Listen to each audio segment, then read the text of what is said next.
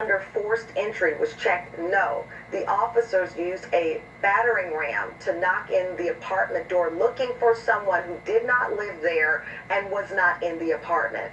The section of the report that was supposed to give a full account of what happened only lists PIU investigation. The police department acknowledges that there are errors in this report. The mayor has called this report unacceptable.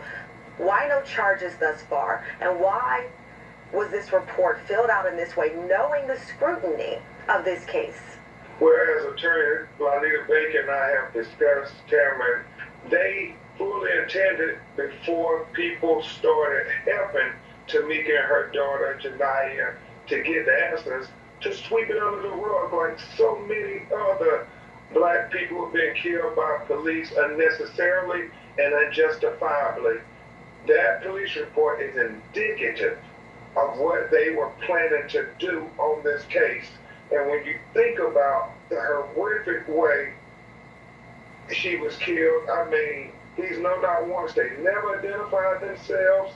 They came in the middle of the night where you're sleeping in your bed, I mean, in the sanctity of your own home.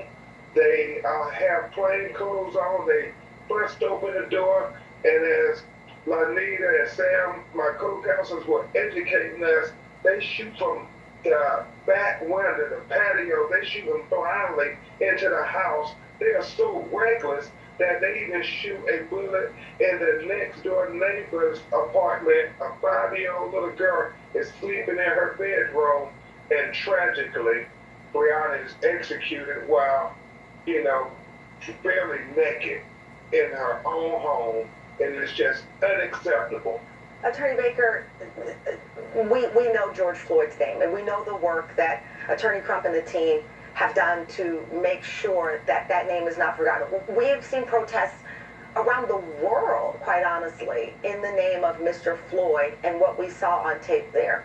There is a belief that because this is a black woman, that somehow it has escaped the media attention that it deserves. And I've been doing this for 27 years. I know we can cover more than one story at one time.